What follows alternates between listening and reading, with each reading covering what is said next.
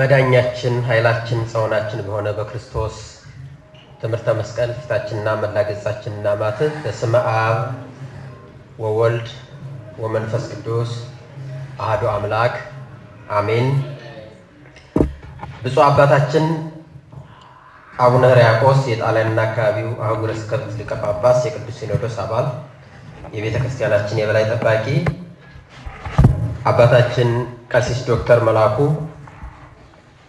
ላይካነ ምስጢር ዲያቆናት እግዚአብሔር የሚወዳችሁ እግዚአብሔርን የምትወዱ የእግዚአብሔር ቤተሰቦች እህቶችና ወንድሞቼ እናቶችና አባቶቼ ሕፃናትም ጭምር እስከ ሞት ድረስ በወደደን በኢየሱስ ክርስቶስ ፍጹም ሰላም እላችኋለሁ። እንደምን አደራችሁ? እንደምን ሰነበታችሁ? እንደምን አረፈዳችሁ? አሜን። ኃጢአታችንን ሳይቆጥርብን በደላችንን ሳይሰፍርብን በምሕረቱና በቸርነቱ ሰብስቦ በፍቅሩ ስቦ ለዚች ዕለትና ለዚች ሰዓት በሰላም ያደረሰን ቃሉን እንድንሰማ እንድንማማር የፈቀደልን የአባቶቻችን አምላክ ልዑል እግዚአብሔር ዛሬም ዘወትርም ስሙ የተመሰገነ ይሁን። እመቤታችን ቅድስት ድንግል ማርያም፣ ቅዱሳን ጻድቃን ሰማዕታት እግዚአብሔር እንዳመሰገናቸው እንዳከበራቸው መጠን ስማቸው የተመሰገነ ይሁን። እግዚአብሔር እንደፈቀደና እንደወደደ የምንነጋገርበት የትምህርታችን ርዕስ የዕለቱን ወንጌል የሚመለከት ይሆናል። ርዕሳችን ታማኝ በጎ አገልጋይ ማን ነው? መኑ ውእቱ ገብርኄር ወምእመን በሚል ርዕስ ይሆናል ማለት ነው። ታማኝ በጎ አገልጋይ ማን ነው? ይህን ርዕስ ስንነጋገር በአይምሯችሁ አንድ ጥያቄ ብትይዙልኝ መልካም ነው። ጥያቄውን ራሱ ከመካከላችን ታማኝ በጎ አገልጋይ ማን ነው? እኛስ ታማኝ በጎ አገልጋይ ነን ወይ? ካልሆነ መስፈርቱ ምንድን ነው ይሄን ለመባል የሚሉትን ጥያቄዎች በአይምሯችሁ ይዘን ብንነጋገር በጣም ትምህርቱ የሰመረ ይሆናል። እኔ ለዚህ ትምህርት ስዘጋጅ ይህን ጥያቄ ጠየቅኩና ራሴን ፍለጋ ላይ ነበርኩና ራሳችንን በመፈለግ ላይ ብናደርገው መልካም ይሆናል ማለት ነው። ቃሉ የኢትዮጵያዊ ሊቅ ቅዱስ ያሬድ ነው። ነገር ግን የዕለቱን ወንጌል መሰረት ተደርጎ የተነገረ ቃል ነው። የተነበበውን ቅዱስ ወንጌል እንደሰማችሁት የማቴዎስ ወንጌል ምዕራፍ 25 ከቁጥር 14 ላይ ያለው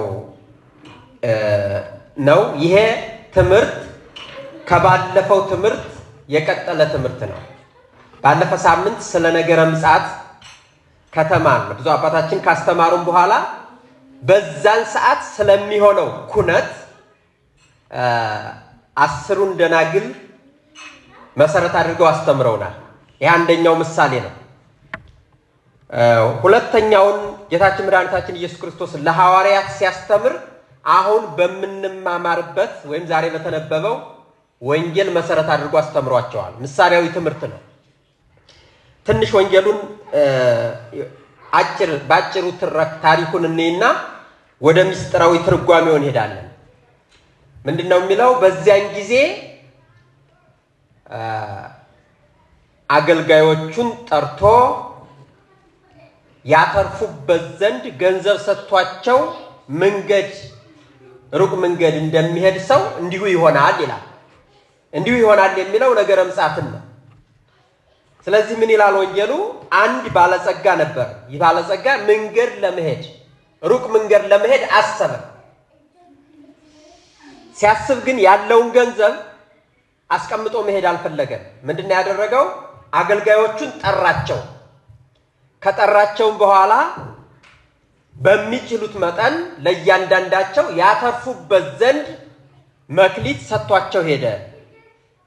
የሰጣቸውም ለአንደኛው 5 ለሌላኛው 2 ለሌላኛው ደግሞ 1 ሰጥቷቸው ወደሚሄድበት ወደ ሩቅ መንገድ ሄደ። ከሄደ በኋላ እነሱ ስራ ጀመሩ። 5 የተሰጠው ወጥቶ ወርዶ ጥሮ ግሮ ነግዶ አትርፎ 10 አደረገ። 2 የተሰጠውም በተመሳሳይ 4 አደረገ። 1 የተሰጠው ግን ሌባ ቢሰርቀኝ ሽፍታ ወንበዴ ቢቀማኝ የሚያታልል ተንኮለኛ አታልሎ ቢወስድብኝ ብሎ መሬት ቆፍሮ በሌላ የወንጌል ክፍልም ወጠብለለቶ በሰበኑ ይላል በመጠቅለያው ቋጥሮ መሬት ቆፍሮ ቀበረ። ከብዙ ዓመታት በኋላ ይሄ ባለጸጋ ተመልሶ መጣና ገንዘቡን ጠየቃቸው ወይም ተቆጣጣራቸው። የሰጣችሁን ገንዘቤን መልሱልኝ አላቸው። በየተራ ቀረቡ። 5 የተሰጠው ቀረበ። ይሄው 5 መክሊት 5 ወርቅ ሰጥተኝ ነበር፣ ወጥቼ ወርጄ ነግጄ አትርፌ 10 አድርጌያለሁ፣ እነሆኝ ገንዘብህ አለ። ጌታውን መለሰለት፣ አንተ በጎ ታማኝ ባሪያ፣ በትንሹ ታምነሃልና በብዙ እሾምሃለሁ፣ ወደ ጌታህ ደስታ ግባ አለው። ሁለተኛውም በተመሳሳይ ቀረበ። ወጥቼ ወርጄ ነግጄ አትርፌ 2 ሰጥተኝ ነበር፣ 4 አድርጌያለሁ፣ እነሆኝ መክሊትህ አለ። ጌታውም አንተ ታማኝ በጎ ባሪያ፣ በጎ አገልጋይ፣ በትንሹ ታምነሃልና በብዙ ሾምሃለሁ፣ ወደ ጌታህ ደስታ ግባ አለው ይላል። በመጨረሻ ግን 1 የተሰጠው ቀረበ። የዚህኛው መልስ በጣም የሚያስደንቅ ነው። እንግዲህ ወንጌሉ ላይ እንደሰማችሁት የሰጠውህን መክሊት መልስልኝ ተብሎ ሲጠየቅ አይ አንተ አልነገርኩም አልሰራሁም ብሎ መመለስ ይሻል ነበር። አንተ ካልዘራህበት የምታጭድ ካልበተንክበት የምትሰበስብ ያልጣልከውን የምታነሳ ጨካኝ ክፉ መሆንክን ስላወቅኩ ይጠፋብኛል ብዬ በመጠቅለያዬ ቋጥሬ በመሬት ቆፍሬ አስቀምጫለሁ፣ ይሄው ወርቅ ብሎ አንዷን ያችኑ ይዞ መጣ። በዚህ ሰዓት የተሰጠው መልስ አንተ ክፉ ሀኬተኛ አገልጋይ፣ ያልዘራሁትን የማጭድ ያልበተንኩትን የምሰበስብ መሆኔን እንደታወክ እንዲህ እስከሆነ መጀመሪያ ስሰጥህ በመለስክልኝ ነበር። ሌሎች ሰርተው ነግደው ወጥተው ወርደው ለሚያተርፉ እሰጥ ነበር። ስለሆነም አለ ከሱ ያለውን አንዱን ወስዳችሁ 10 ላለው ስጡት፣ ላለው ይሰጠዋል፣ ለሌለው ደግሞ ያኑ ያለው ይወሰድበታልና። ይህን ክፉ ሀኬተኛ ባሪያ ወደ ውጭ አውጥታችሁ ጽኑ ድቅድቅ ጨለማ ወዳለበት ስቃይ መከራ ጥርስ ማፋጨት ወዳለበት ቦታ ጣሉት የሚል ውሳኔ ወሰነበት። አሁን ይሄ ታሪኩ ነው። ይሄን ታሪክ መሰረት አደረገና ቅዱስ ያሬድ ከ5ቱ ድርሰቶቹ አንዱ በሆነው ጾመ ድጓ በተባለው መጽሐፉ ላይ ስለ ታማኝ በጎ አገልጋይ እንዲህ ብሎ ተናገረ። መጀመሪያ ጥያቄውን ይጠይቃል። መኑ እቱ ገብርኄር ወምእመን፣ በጎና ታማኝ አገልጋይ ማን ነው ብሎ ይጠይቃል። መጀመሪያ ማን ነው? ወይረክቦ እግዚኡ በምግባረ ሰናይ፣ ጌታው በመልካም ስራ ላይ የሚያገኘው በበጎ ስራ ላይ የሚያገኘው ታማኝ በጎ አገልጋይ ማን ነው ብሎ ይጠይቃል ሊቁ። የብቻ አይደለም፣ ወይ ሰይሞ ዲበ ኩሉ ንዋዩ ይላል። በንብረቱ ሁሉ ላይ የሚሾመው ታማኝ በጎ አገልጋይ ማን ነው? ይቀጥላል። ወካይቤ ይቤ እግዚአብሔር ገብርኄር ወምእመን ዘበህዳት ዘበውህድ ኮንከ ምእመነ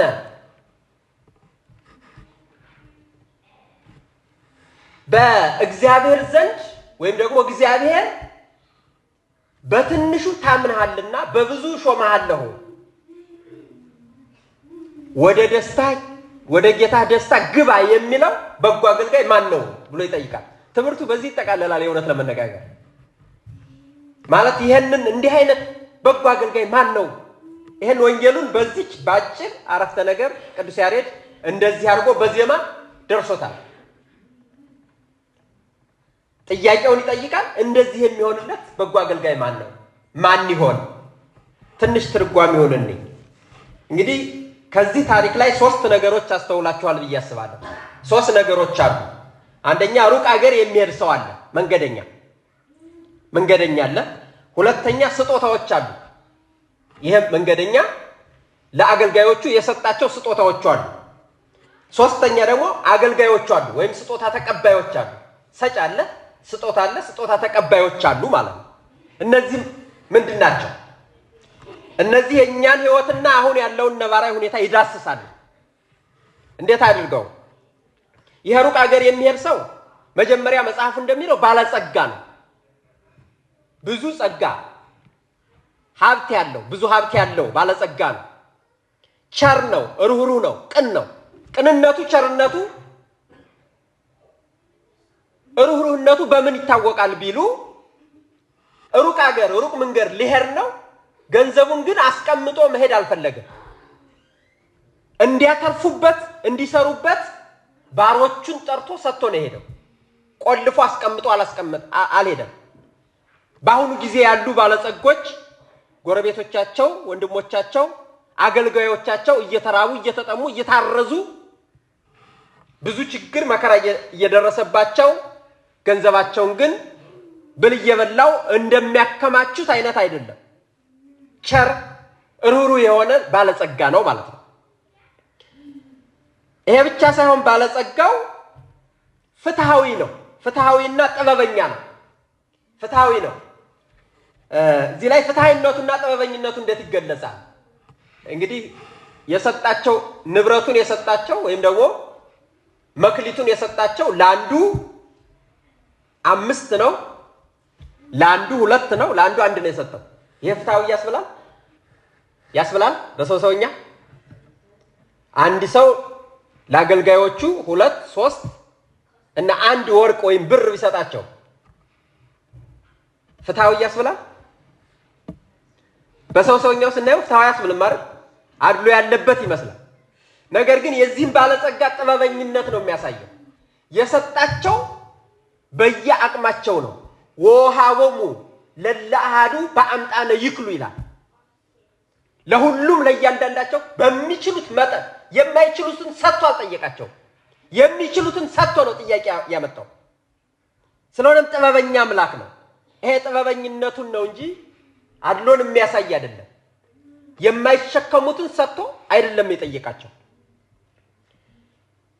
ፍትሃዊነቱ ታዲያ በምን ይታወቃል ቢሉ በፍርዱ መጨረሻ በጠየቃቸው ጥያቄ ሲጠይቃቸው ያላቅማቸው አልጠየቃቸውም። በሰጣቸው መጠን ነው የጠየቃቸው። 5 የሰጠውን 10 ነው። 2 የተሰጠውም 4 ነው። 1 የተሰጠው 2 ቢሰጥ ኑሮ አይፈረድበትም ነበር። በሌላ መልኩ ፍርዱ ሚዛናዊ ነው። ማለትም ጥሩ ለሰሩት ሸለማቸው፣ ሾማቸው፣ ወደ ዘላለማዊ ደስታ ግቡ አላቸው። ነገር ግን ለቀበረውና ለሐኬተኛው ለክፉ ያኑ ወሰደበት፣ ያለውን ወሰደበት፣ ለሌላኛው ስጡት አለ።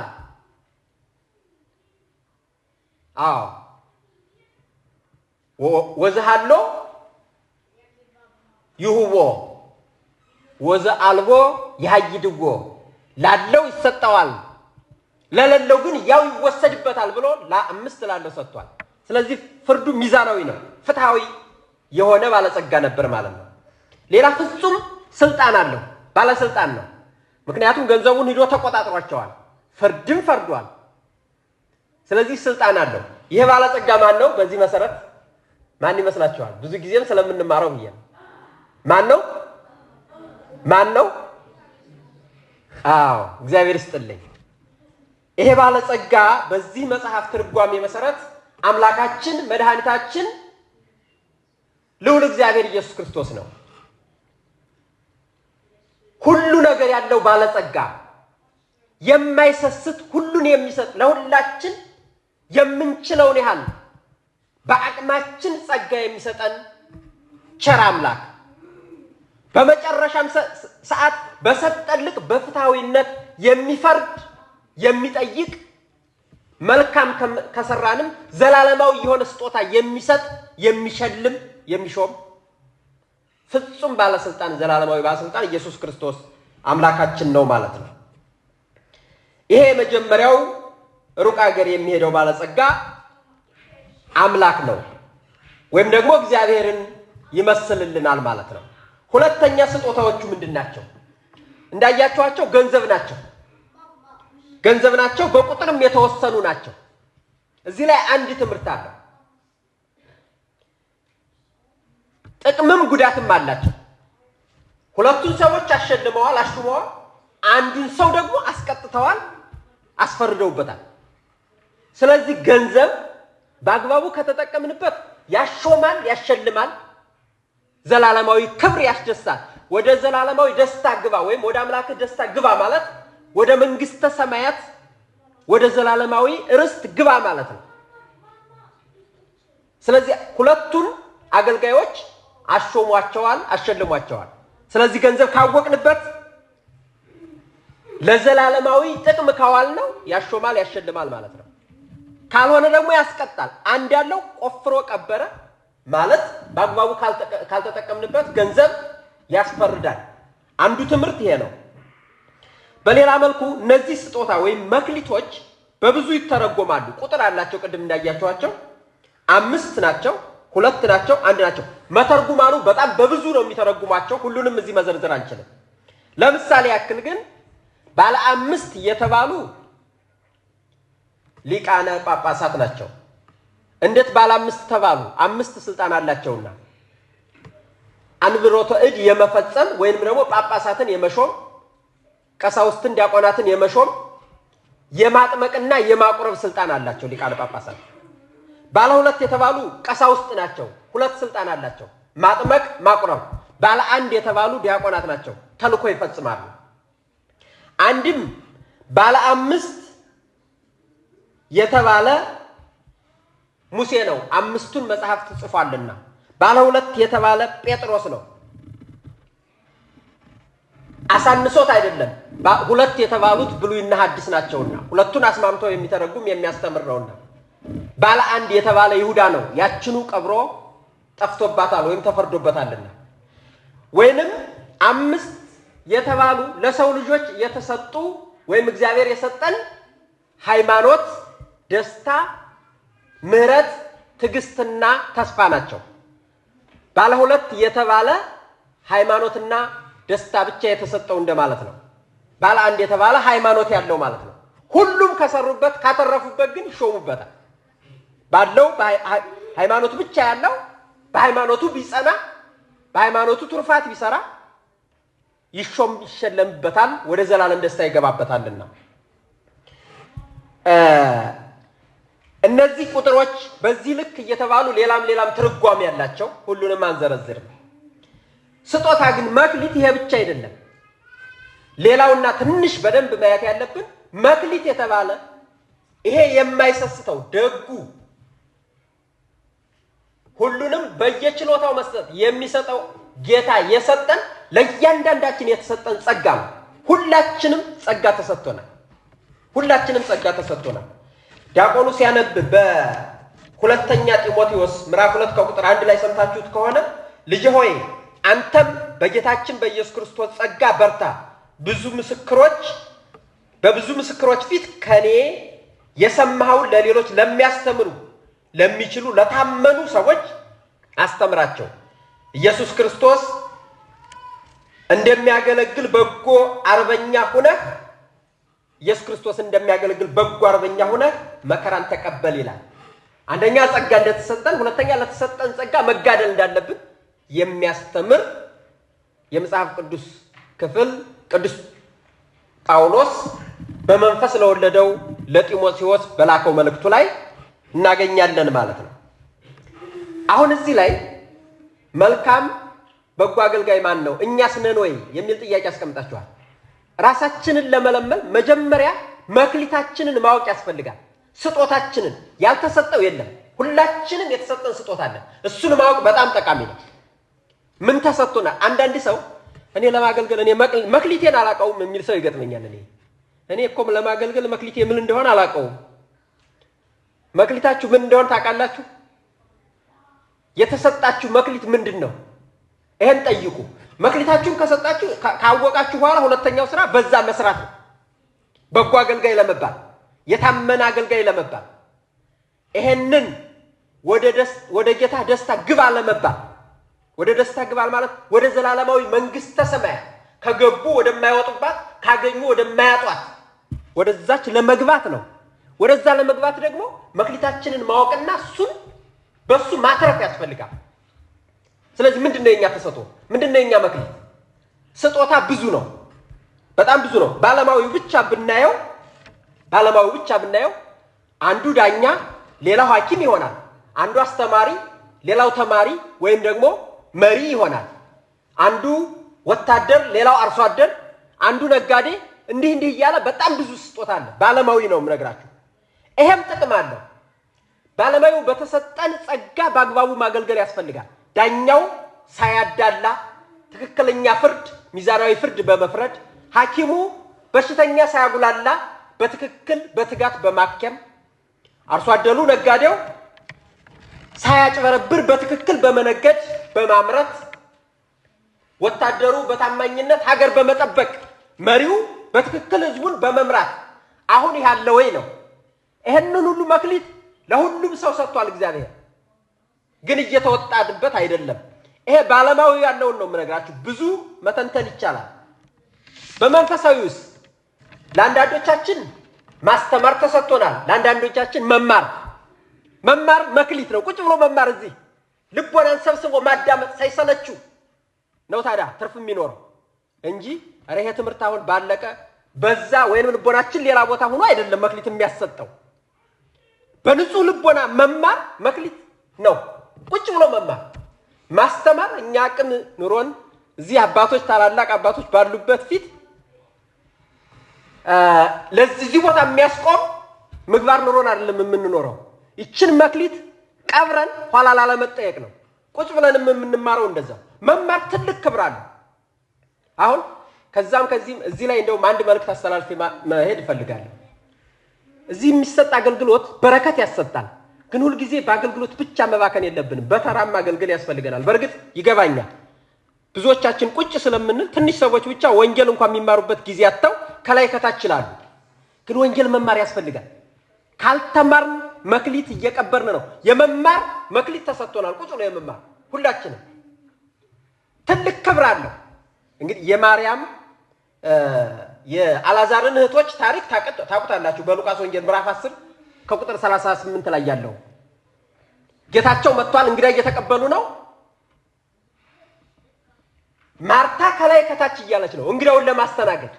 በጣም ብዙ ወጥ እየሰራች ይሆናል፣ እንጀራ እየጋገረች ይሆናል፣ ውሃ እየቀዳች ይሆናል፣ ሰርቪስ እያዘጋጀች ይሆናል። በጣም ደክሟታል ከላይ ከታች እያለች።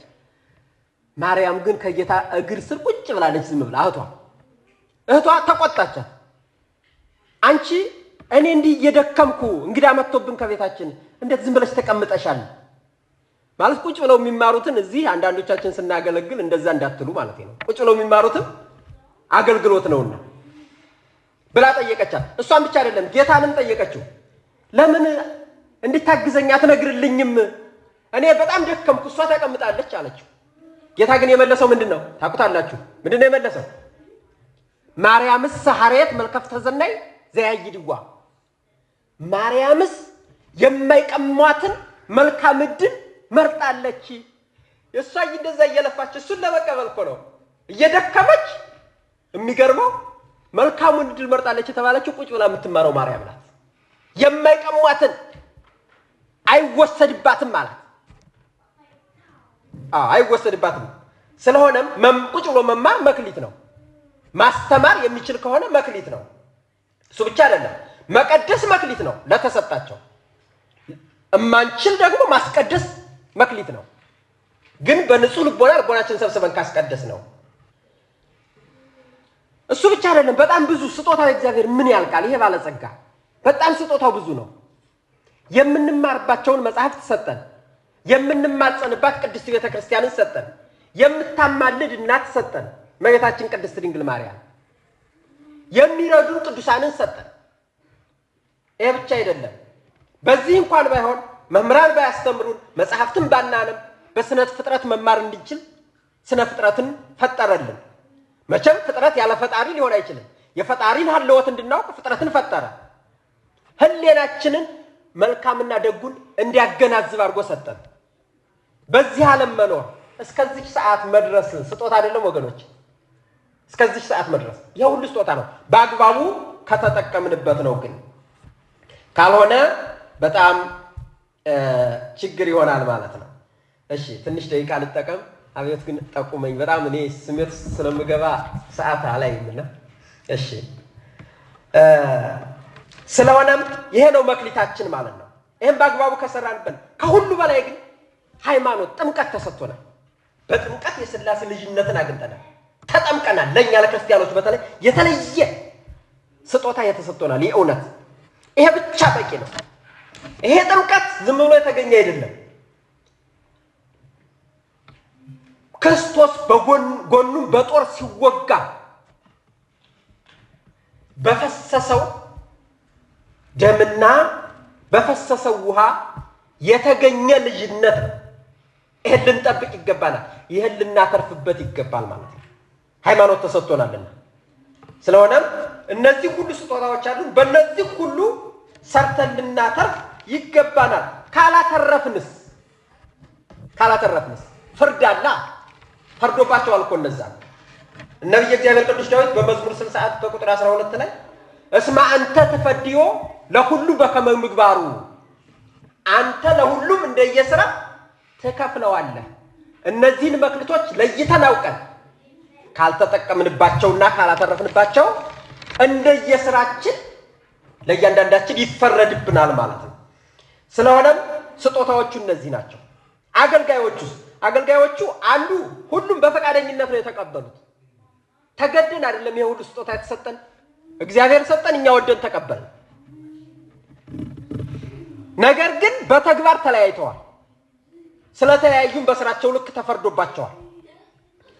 ሁለቱ በጎ ወይም ደግሞ ታማኝ አገልጋዮች ተብለዋል። አንዱ ግን ክፉ ሰነፍ ተብሏል። ገብር ሀካይ፣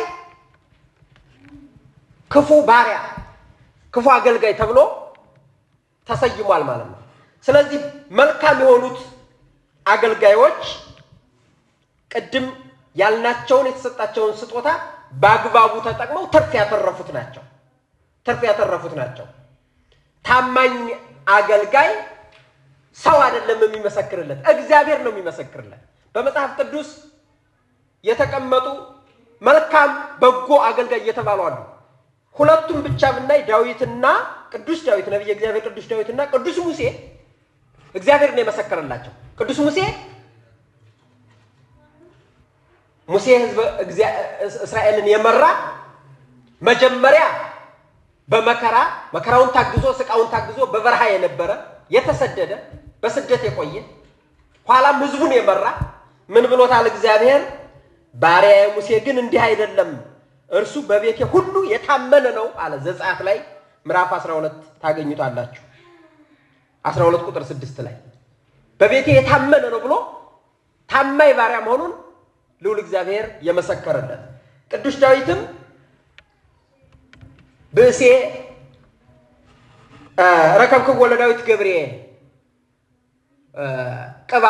ቅባ ቅዱሰ ሳሙኤልን ታማኝ የሆነ እንደ ልብ የሆነ ባሪያ ዳዊትን አግኝቻለሁ ይልና ቅባው ብሎታል። ይህን መሰረት አድርጎ አባ ጊዮርጊስ ዘጋስጫ ረከብክዎ ለዳዊት ገብርኤ ብእሴ ምእመነ በከመ ልቤ እንደ ልቤ የምነው ታማኝ በጎ አገልጋይ ዳዊትን አገኘው ብሎ እግዚአብሔር መስክሮለታል። ምን ገና በረኝነቱ በጎቹን በመጠበቅ ታማኝ ሆኖ ተገኘ። ላለው ይጨመረዋል እንደተባለው ንግስና ተጨመረ። እሱ ብቻ አይደለም፣ ሌሎችንም መጥቀስ ይቻላል። አሁን እዚህ ጋር የምንማረው ትምህርትና የሚወሰደው ትምህርት ምንድነው? መክሊታችንን ለይተን ካወቅንና በዚህ በተሰጠን መክሊት በእያንዳንዱ ላይ ትርፍ ካተረፍን የምናገኘው ዋጋ ታማኝ በጎ አገልጋይ ባኡ ውስተ ፍስሐው ለእግዚእነ ባኡ ፍስሐው ለእግዚእከ ወደ ጌታችሁ ደስታ ግቡ። ይሄ ጌታችሁ ደስታ የተባለ ወደ ዘላለማዊ መንግስተ ሰማያት ግቡ የሚል መክሊትን ወይም ደግሞ ውሳኔን ያሰጣል ማለት ነው። ካልሆነ ግን ተቃራኒውን ነው የሚሆነው። ስለሆነም አምላካችን መድኃኒታችን ኢየሱስ ክርስቶስ የተሰጠንን መክሊት አውቀን በተሰጠን መክሊት 30 60 እና 100 ያማረ ፍሬ አፍርተን እናንተ በጎ የታመናችሁ አገልጋዮች ወደ ጌታችሁ ደስታ ግቡ የሚል ቃል በዛች ዕለት እንዲያሰማን የአምላካችን የልዑል እግዚአብሔር ቅዱስ ፈቃዱ ይሁንልን። ያስተማረን የመከረን የገሰጸን የአባቶቻችን አምላክ ስሙ ይመስገን። ይቆየን። ወስብሐት ለእግዚአብሔር።